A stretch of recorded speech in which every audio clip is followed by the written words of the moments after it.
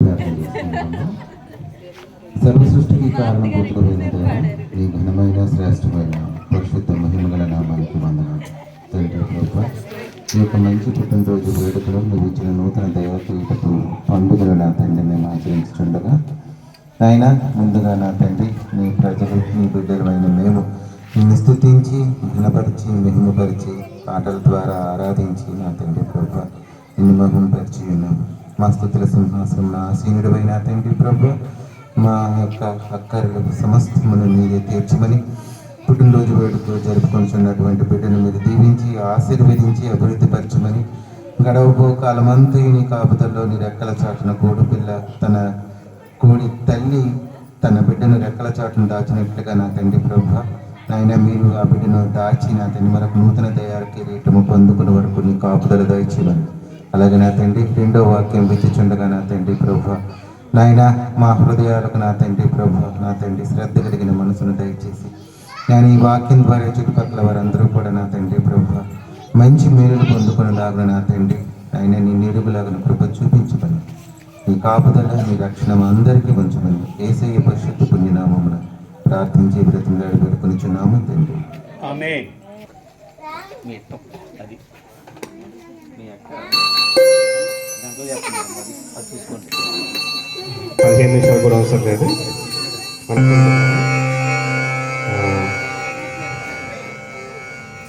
సరే, ఒకసారి అందరు గట్టిగా చప్పట్లు కొట్టండి.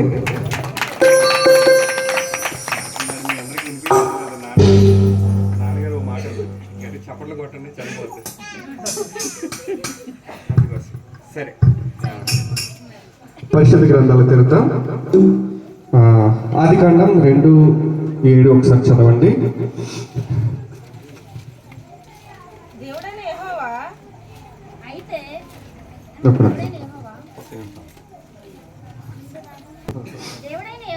దేవుడైన యెహోవా నేల మట్టితో నరుని నిర్మించి వారి నాసికా రంధ్రములో జీవవాయువును ఓదగా నరుడు జీవాత్మ ఆయను. చిన్న ప్రార్థన చేసుకుంటాం. మహాపరిశుద్ధుడా మహోన్నతుడా మీకే వందనాలు స్తోత్రాలు అయినా. ఇదిగోనైనా మీరు చెప్పబడిన వాక్యాన్ని బట్టి మీకే వందనాలు స్తోత్రాలు తండ్రి. ఇప్పుడు చెప్పబోయే వాక్యాన్ని బట్టి మీకే వందనాలు స్తోత్రాలు. మేము ఇది విని ఫలించలాగానే మాకు సహాయం చేసి మా కన్నులను తెరిచి మా చెవులను తెరిచి మాకు ఆ వినుటకు చెవులను గ్రహించగల మనస్సును మాకు దయచేయమని యేసయ్య నామములో అడుగుతున్నాం తండ్రి. ఆమేన్. అయితే బర్త్డే సందర్భంగా కామన్గా అందరూ చెప్పేది కాకుండా కొంచెం కొత్తగా విందాం. ఎందుకంటే ఇప్పుడు తెలిసిందే మనకి, పొద్దున కూడా మనం విన్నాం. బర్త్డే సందర్భంగా ఏం చెప్తామంటే సంవత్సరము నీ దయా కిరీటము ధరింపచేసి ఆల్రెడీ ధరించేశారు కాబట్టి ఈరోజు బర్త్డే చేసుకుంటాం, అంతే కదా. కాబట్టి ఆల్రెడీ ఇచ్చేసాడు దేవుడు. హ్యాపీగా ఈ సంవత్సరం అంతా తను గడపబోతుంది. కాబట్టి చదవబడిన వాక్యం, దేవుడైన యెహోవా నేల మట్టితో నరుని నిర్మించి, ఇక్కడ ఎవరిని నరుణ్ణి ఎలా నిర్మించారు? తన చేతితో తయారు చేసి నిర్మించారు. మిగతా సృష్టి అంతా ఎలా జరిగింది? కేవలం నోటి మాటతో. ఇక్కడ ఒకటి చెప్పాలనుకుంటున్నాను. ఒక ప్రొఫెసర్ ఉన్నారు. ప్రొఫెసర్ అంటే ఎవరు? చదువుకుంటుంది చెప్తాను. ప్రొఫెసర్ అంటే ఎవరు? ప్రొఫెసర్ అంటే ఎవరు? జ్ఞాని. అంటే చదువు చెప్పడంలో జ్ఞాని. లేకపోతే ఆయన ఏదన్నా దాన్ని ఏమంటారు, పెద్ద పెద్ద చదువులు చదివేసి ఆయన డాక్టరేట్లు ఇలాంటివి వచ్చిన వాళ్ళని ప్రొఫెసర్ అంటే, అంతే కదనే. పట్టాలు పొందడం ప్రొఫెసర్ అంటే, అంటే బాగా జ్ఞానం సంపాదించి ఇక పీక్స్కి వెళ్ళిపోయిన ప్రొఫెసర్ అంట. అట్లాంటి ప్రొఫెసర్ దగ్గరికి నాలాంటి వాళ్ళు ఒకళ్ళు వెళ్ళారు. లేకపోతే మీ పేరేంటి, బ్లెస్సీ లాంటి వాళ్ళు ఒకళ్ళు వెళ్ళారంట. వెళ్ళి, అయ్యా నేను నా జీవితం గురించి తెలుసుకోవాలనుకుంటున్నా, లేకపోతే నా జీవితం ఇలా ఉండాలి అలా ఉండాలని నేను కోరుకుంటున్నాను, నేనేం చేయాలి అంటే ఆయన ఒక పుస్తకం ఇచ్చాడు. ఒక పుస్తకం ఇచ్చి చదువు, ఇది చదివితే నీ జీవితం అంటే ఏంటో తెలుస్తుంది అనేసి అంటే సరే పుస్తకం చదివేసాడు, వెళ్ళాడు. అయ్యో పుస్తకం చదివాను నేను, ఇదంతా నాకు గందరగోళంగా ఉంది, ఏదో అది సృష్టించినట్టు ఇది సృష్టించినట్టు ఇవన్నీ ఉన్నాయి, ఇది నా వల్ల కాదు అనేసి చదివేసి మళ్ళీ తీసుకెళ్ళి ఆ ప్రొఫెసర్కి ఆ పుస్తకం ఇచ్చేసాడంట. అయిపోయింది. మళ్ళీ ప్రొఫెసర్ గారు ఇంకో పుస్తకం ఇచ్చారంట. ఈసారి చాలా నమ్మకంతో ఆ ప్రొఫెసర్ గారు ఇచ్చిన పుస్తకాన్ని పట్టుకెళ్ళారు. పట్టుకెళ్ళి మళ్ళీ చదవడం మొదలుపెట్టారు. చదివిన తర్వాత మళ్ళీ ప్రొఫెసర్ దగ్గరికి వెళ్ళి, అయ్యా మీరు ఇచ్చింది బాగానే ఉంది, నేను చదివాను, ఏదో నా సమస్యల గురించి ఆటల గురించి ఏదో ఉంది, బాగానే ఉంది అనేసి ఇచ్చాడు. సరే ఇవన్నీ కాదు నేను అడిగింది, నాకు నిత్యత్వం, శాశ్వత జీవితం, ఇలాంటివి నాకు ఎలా పొందుకోవాలి, నేను ఎలా ఉండాలి, నా జీవితం ఎలా ఉండబోతుంది, లేకపోతే ఇవన్నీ కలిపి పుస్తకం నాకు ఒకటి కావాలంటే అప్పుడు పుస్తకం ఇచ్చారండి. వెళ్ళిపోయి వచ్చేసి అంతా చదివేసిన తర్వాత వెనక్కి వచ్చి ఆయన చెప్పిన మాట ఏంటంటే, ఈ పుస్తకం నాకు ముందు ఎందుకు ఇవ్వలేదు, ఈ పుస్తకం నాకు ముందే ఎందుకు ఇవ్వలేదు, మీరు అలా సగం పుస్తకాలు ఎందుకు ఇచ్చారు నాకు అని. ఆయన మొదటిచ్చిన పుస్తకం ఆదికాండం అంట. మొదటిచ్చిన పుస్తకం ఏంటి, ఆ సృష్టి గురించి ఉంటుంది కదా, అవన్నీ చదివి ఇది ఒకటే ఉందేంటి అనేసి అనుకున్నాడు. రెండోసారి కీర్తనల గ్రంథం ఇచ్చాడంట. అందులో దావీదు గారు పడిన కష్టాలు కానీ, అందులోంచి ఎలా మేల్కొన్నాడు కానీ, లేకపోతే ఎలా బయటకు వచ్చాడు, దేవుడు ఎలా బయటకు తీశాడు అనేది కానీ ఉంది. అవన్నీ చదివిన తర్వాత మొత్తం బైబిల్ మొత్తాన్ని ఇచ్చాడంట. ఆ బైబిల్ మొత్తాన్ని ఇచ్చినప్పుడు ఇందులో నిత్య జీవం ఉంది, నిత్యత్వం అనేది ఉంది, శాశ్వత జీవితం ఉందనేది ఆయన గ్రహించుకుని ఇది ముందు ఎందుకు ఇవ్వలేదు నాకు. ఇప్పుడు మనం చదువుకుంటున్నాం, చదువుకునే పిల్లలు ఉన్నారు కదా, తను కూడా చదువుతుంది, ప్లస్ చదువుకునేటప్పుడు పేపర్ లీక్ అయిందనుకోండి, ముందే పేపర్ లీకేజ్లు అంటాం కదా, మనం టీవీలో ఎక్కువ చూస్తాం. పేపర్ లీక్ అయిపోయింది, 2 ప్రశ్నలు ఉన్నాయి, లేకపోతే ఫైనల్ ఇంటర్వ్యూకి వెళ్ళింది, 2 ప్రశ్నలు ఉన్నాయి ఫైనల్ ఇంటర్వ్యూలో, బ్లెస్సీకి ముందే లీక్ అయిపోయింది ప్రశ్నలు, జవాబు తెలిసిపోయింది. ఇప్పుడు ఆన్సర్ చెప్తా చెప్పవా, చాలా ఈజీగా చెప్పేస్తా. ఇప్పుడు ఆదికాండంలో దేవుడు నిన్ను సృష్టించాడు, లేకపోతే నిన్ను క్రియేట్ చేశాడు అనేది ఎవరు తెలుసు, మనకి తెలుసు. ఎందుకు సృష్టించాడంటే ఏం చెప్తాం మనం,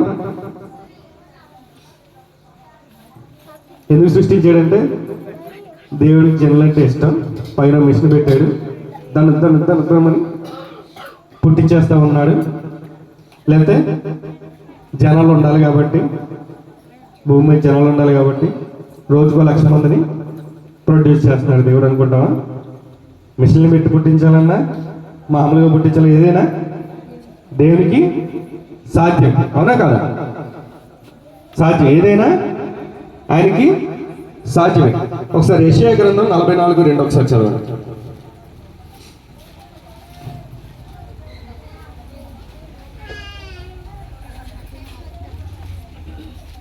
44:2 నేను సృష్టించి గర్భములో నిన్ను నిర్మించి నీకు సహాయము చేయవాడైన యెహోవా ఇలాగ సెలవిచ్చుచున్నాడు, నా సేవకుడకు యాకోబు నేను ఏర్పరచుకున్న యెషూరును భయపడకు. ఇక్కడ ఎవరు ఏర్పరచుకున్నారండి మనల్ని? సృష్టించాడు, తల్లి గర్భంలో రూపింపజేసి మనల్ని బయటికి తీసి ఆయన సృష్టిగా మనల్ని చేసుకుని ఏం చేశాడు, మనల్ని ఏర్పరచుకుని దేవుడు ఏం చేస్తున్నాడు, ఆయన మహిమపరచాలనో ఆయన కనపరచాలని, ఆయన స్తుతించాలని ఎదురు చూస్తూ ఉంటారు మనం రెగ్యులర్గా చెప్పుకునేది. కానీ ఏదైనా వస్తువుని ఒక మనిషి చెయ్యాలంటే దేనికోసం చేస్తారు?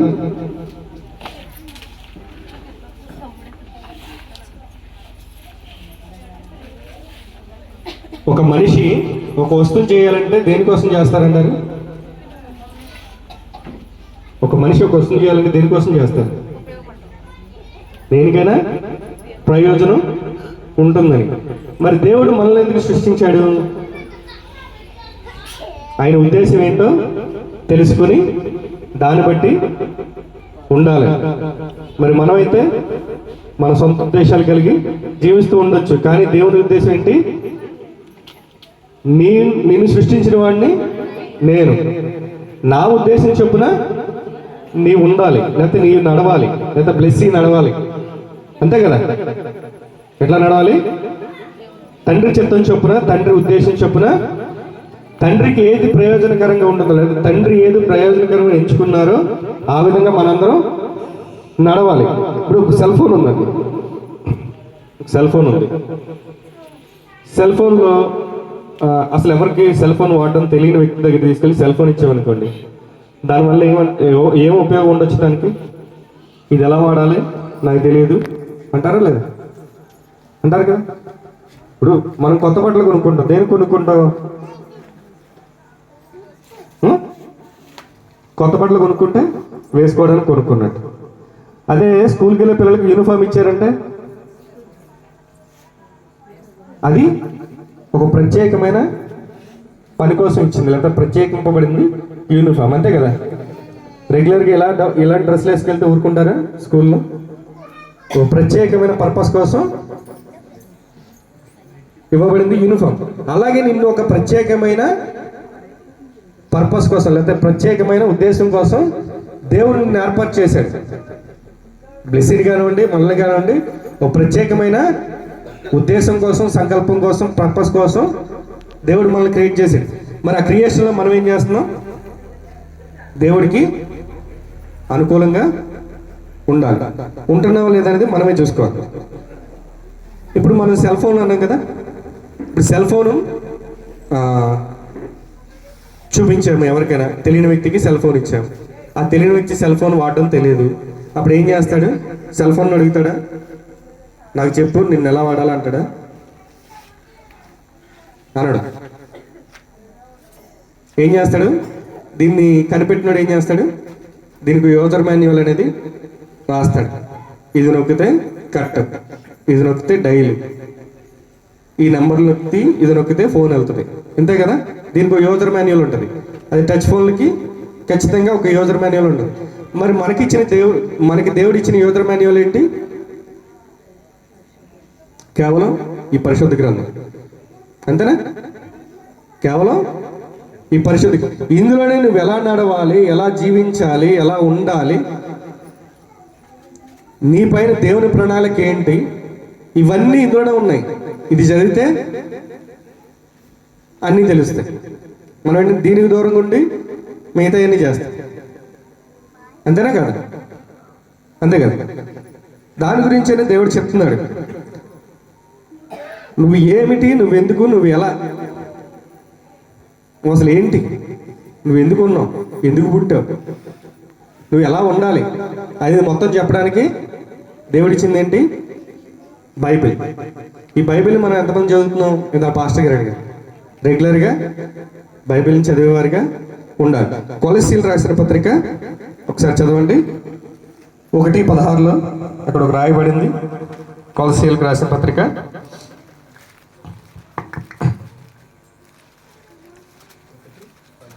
1:16. ఏలయనగా ఆకాశమందున్నవనియు భూమి యందు ఉన్నవనియు దృశ్యమైనవి గాని అదృశ్యమైనవి గాని అవి సింహాసములైనను ప్రభుత్వములైనను ప్రధానులైనను అధికారములైనను సర్వమును ఆయన యందు సృజింపబడెను. సర్వమును ఆయన ద్వారా, ఆయనను బట్టి ఏంటండి? సర్వమును ఆయన యందు, ఆయన ద్వారాను సృజింపబడ్డాయి. మనం కూడా ఆయన ద్వారాను, ఆయన కొరకు సృజింపబడ్డాం. ఇప్పుడు మనకు ఒక పాట ఉంటుంది, నా పట్ల నీ ప్రణాళిక ఏంటయ్యా, నీవు చూపిన, నువ్వు పిలిచిన ఉద్దేశం ఏంటి? మోషే గారు పాడుతూ ఉంటారు పాట, చాలా బాగుంటుంది. ఇప్పుడు ఎప్పుడు మనం జీవిస్తూనే ఉన్నాం. దేవుడు కీని, అది దేవుడు పేపర్ని లీక్ చేసి పడేసాడు మనకి. అందులో 2 ప్రశ్నలు ఉన్నాయి, చెప్పాను కదా. పేపర్ లీక్ అయింది, ఎన్ని ప్రశ్నలు ఉన్నాయి? 2 ప్రశ్నలు ఉన్నాయి. ఆ 2 ప్రశ్నలకి ఆన్సర్ చెప్తే మనం ఫైనల్ ఇంటర్వ్యూలో పాస్ అయిపోయినట్టే, అంతే కదా. ఆ 2 ప్రశ్నలు ఏంటో తెలుసుకోవడానికి బైబిల్ చదవాలి. ఆ 2 ప్రశ్నలకి సమాధానం చెప్పడం కోసం బైబిల్ చదవాలి. బైబిల్లో ఉన్నట్లు జీవించాలి. ఇప్పుడు ఒక సామెత ఒకటి ఉంటుంది కదా, ఏంటది? నాకు బెంచ్ కారు కొనిస్తే బట్టలు ఆరేసుకుంటానా? అంతేనా? బెంచ్ కారు కొనిస్తే నేను బట్టలు ఆరేసుకుంటాను. దానివల్ల ఉపయోగం ఏముంది? బెంచ్ కారు ఏంటి, బట్టలు ఆరేసుకోవడం ఏంటి? అలాగే దేవుడు తన ఉద్దేశం కోసం మనం సృష్టిస్తే మనం ఏమంటాం? బెంచ్ మీద బట్టలు ఆరేసుకున్నట్టు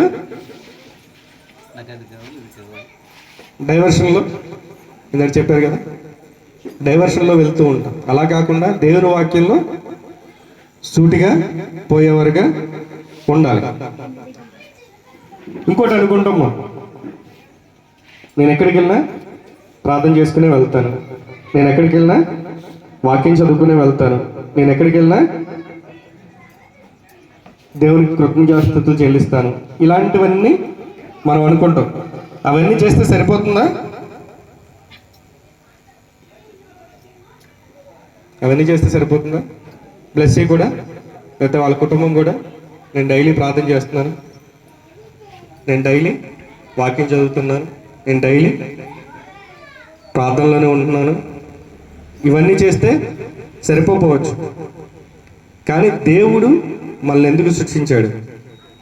తన్ని ఇన్ని సంవత్సరాలు, సుమారుగా 20, 19, తక్కువ 17 సంవత్సరాలు, 17 సంవత్సరాలు అయింది తను సృజించి, అంతే కదా. 17 సంవత్సరాల నుంచి 16 సంవత్సరాలు పూర్తి చేసి 17 సంవత్సరాలకు ప్రవేశపెట్టాడు దేవుడు.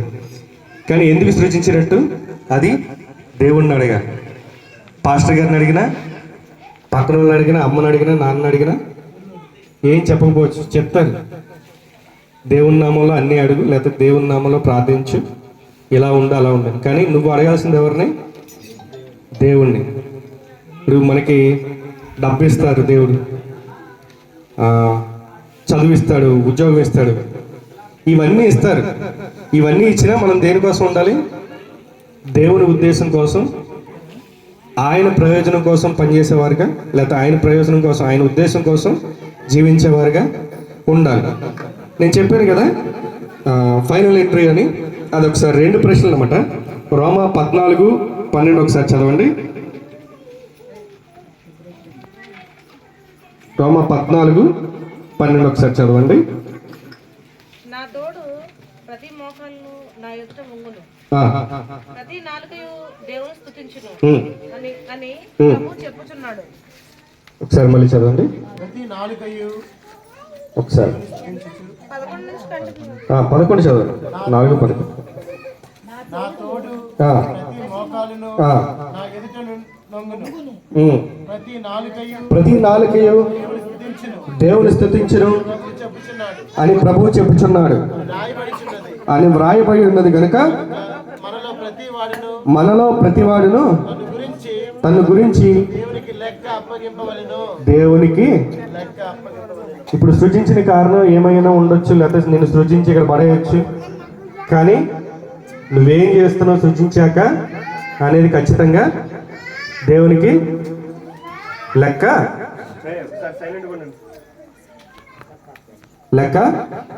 అప్పగించాలి. దేవుడు ఈరోజే మన ప్రాణాన్ని అడగచ్చు, లేకపోతే దేవుని రాకడ రేపే ఉండొచ్చు. కానీ ఇప్పటి వరకు మనం ఏం చేసాం? అంటే నథింగ్. చెప్పుకోవడానికి ఏమన్నా అంటే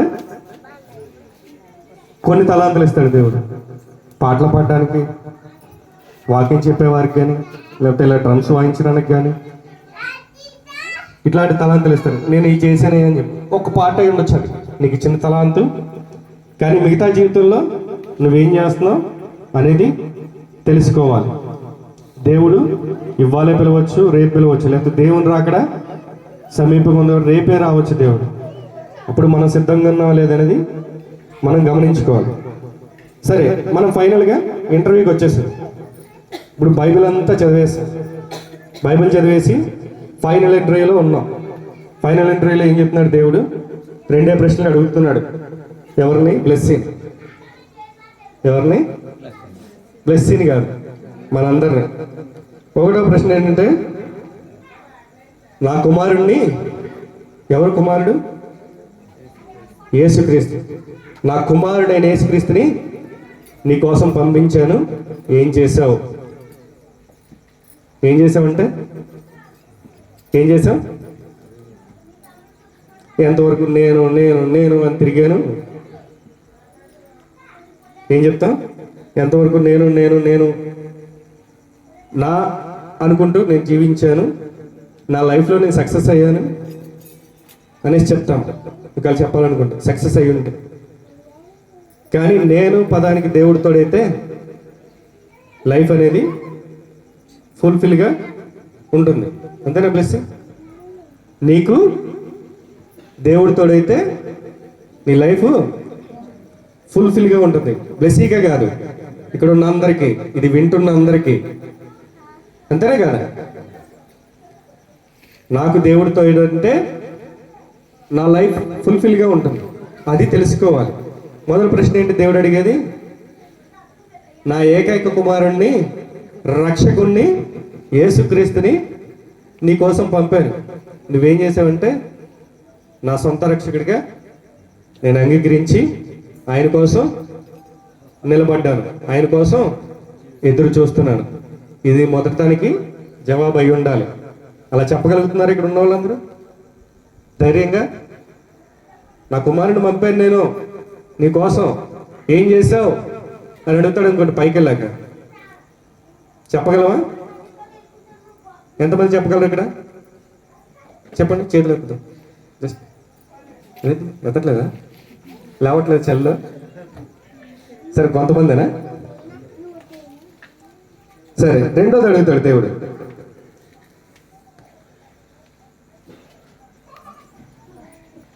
దేవుడు నీకు ఇచ్చినవన్నీ, నీకు చాలా ఇచ్చాడు. డబ్బు ఇచ్చాడు, ఉద్యోగం ఇచ్చాడు, చదివిచ్చాడు, ఇంకా విలాసవంతమైన జీవితం ఇచ్చాడు, అన్ని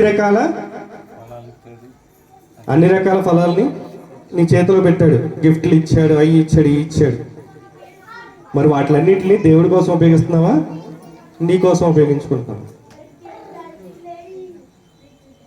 నీకు అన్నీ ఇస్తున్నాడు దేవుడు, నువ్వు దేనికోసం ఉపయోగిస్తున్నావు వాటిని?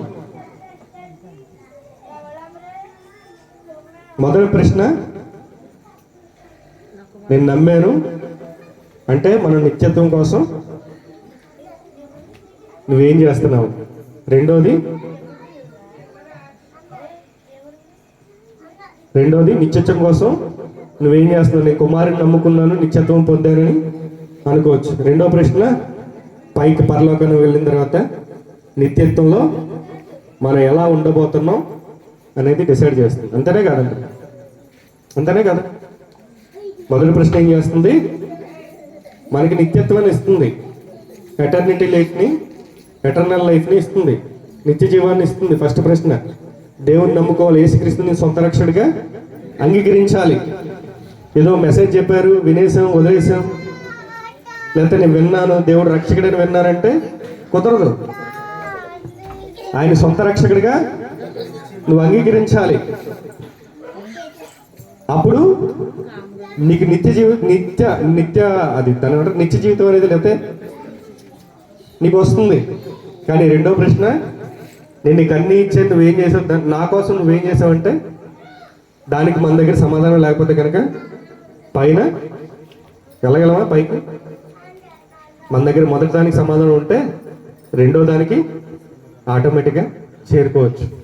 కాబట్టి మనం మన సొంత రక్షకుడిగా, నువ్వు ప్లస్ నీ సొంత రక్షకుడిగా నువ్వు దేవుణ్ణి అంగీకరించి నిత్యత్వం కోసం ఇప్పుడు ప్రార్థన చేసేవారిలాగా నువ్వు కూడా ఉండాలి. దేవుడు మనకేం చేస్తాడని కాదు, దేవుడికి మన పట్ల ఆయన ప్రణాళిక ఏమైందండి మనం తెలుసుకోవాలి. ఆయన మన పట్ల ఏ ఉద్దేశం కలిగి ఉన్నాడు, లేకపోతే మనల్ని ఏం చేయాలని కోరుకుంటున్నాడు ఆయన. మన వల్ల, మన పుట్టుక వల్ల ఆయనకు ప్రయోజనం ఏంటి? ఇక్కడ ఉన్న అందరూ బ్లెస్సింగే కాదు, మన పుట్టుక వల్ల ఆయనకి ప్రయోజనం ఏంటి? మనం ఏం చేయగలిగాం దేవుడికి? అంత గొప్ప దేవుడు ఎంతమంది చనిపోతున్నారు, లేకపోతే ఎంతమంది పుట్టి వెంటనే చనిపోతున్నారు, మనకి ఇంత మంచి లైఫ్ నుంచి ఇన్ని సంవత్సరాలు కాపాడి కొత్త జీవితాన్ని ఇస్తూ, లేకపోతే నూతన కిరీటాన్ని ఇస్తూ, దైవజనం చెప్పినట్టు మళ్ళీ ఎంత బాగా నడిపిస్తున్న దేవుడికి మనం ఏమిస్తున్నాం? ఆయన ఉద్దేశాన్ని తెలుసుకోవాలి, ఆ ఉద్దేశానికి అనుగుణంగా నడుచుకోవాలి.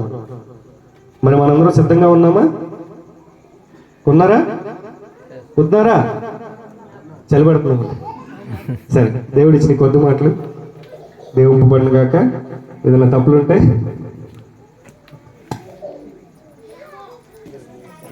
ప్రజలాడు హల్లెలూయా.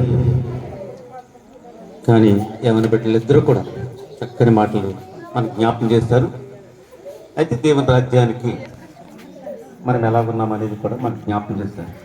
ఏదో పుట్టినరోజు వేడుక చేసుకోవడం కాదు.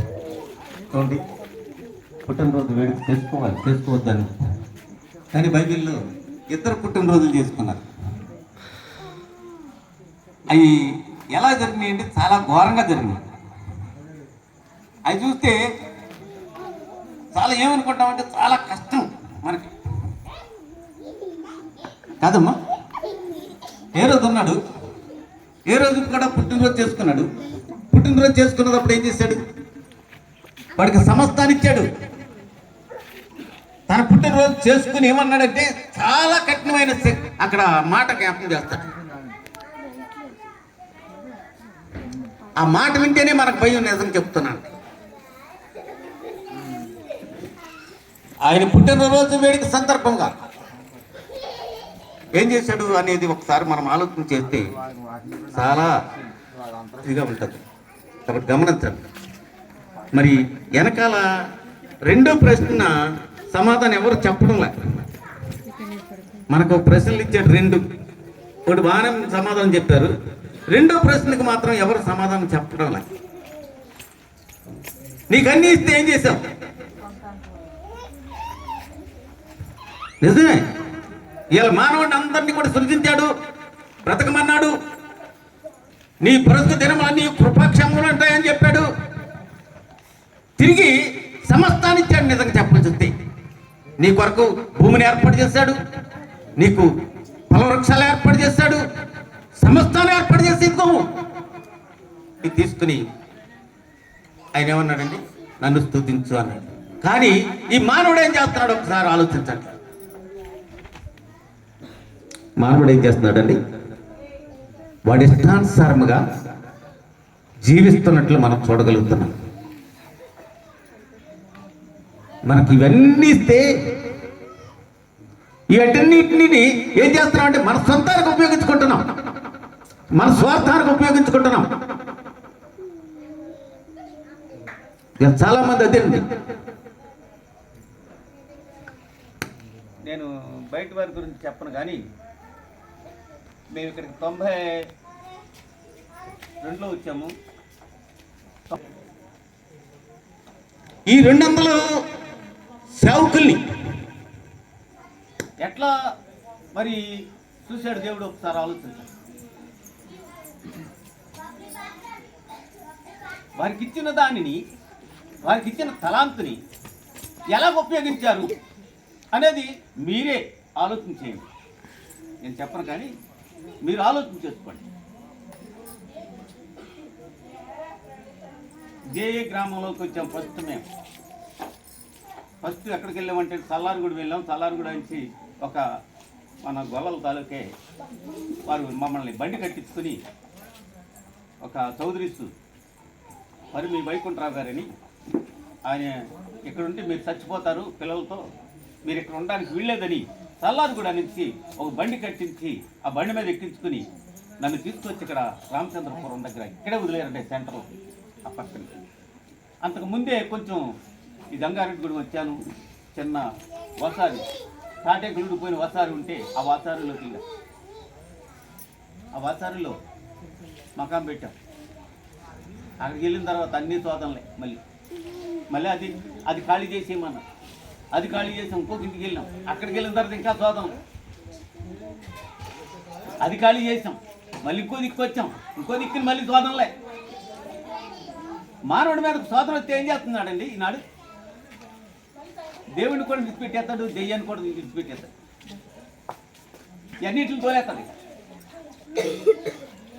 ఒకసారి ఆలోచించండి, ఎన్ని శోధనలు వచ్చినా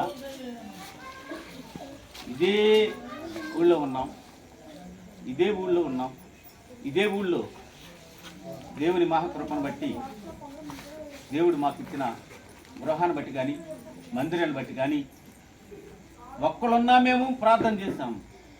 ఇందాక చెప్తున్నారు, ఎవరో ఆయన ఎలీషా గారు వచ్చిన కానీ చూస్తున్నారు మా పరిస్థితి ఏంటని. ఇప్పుడే కదండి, ఒక్కళ్ళమైనా సరే మేమిద్దరము పిల్లలు పడుకుంటే మేమిద్దరం కలిసి ప్రార్థన చేసుకునేవాళ్ళు.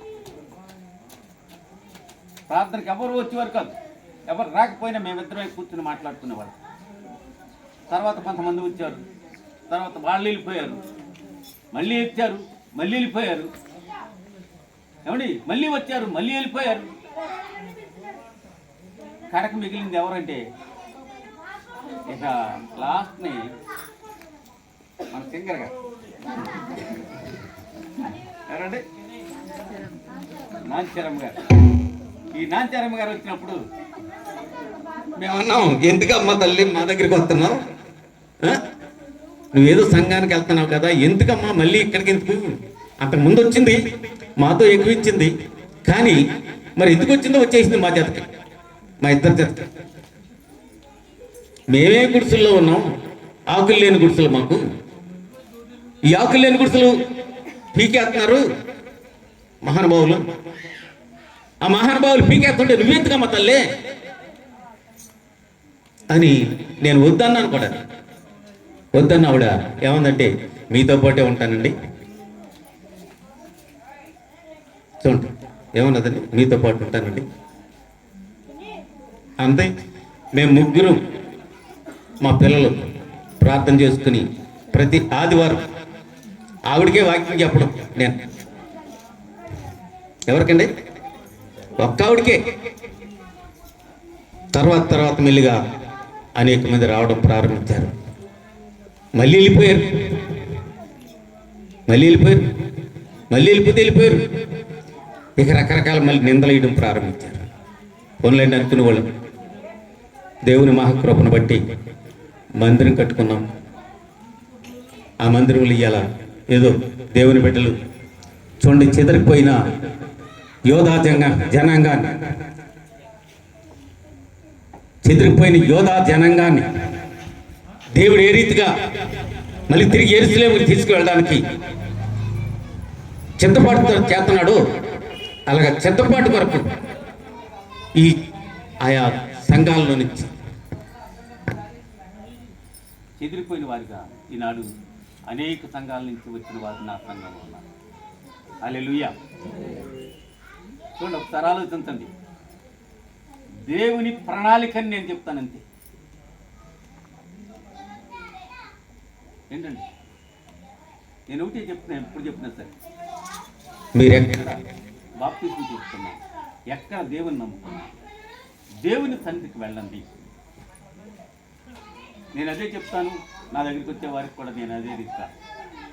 నేను వాళ్ళని ప్రేమిస్తాను, దేవుని ప్రేమను పంచుతానండి, అంతేగాని వేరే ప్రేమ పంచుతాను. దేవుని ప్రేమను పంచడానికే నేను ప్రయత్నం చేసి అలాగే ఉన్నాను, అలాగే పంచుతున్నాను.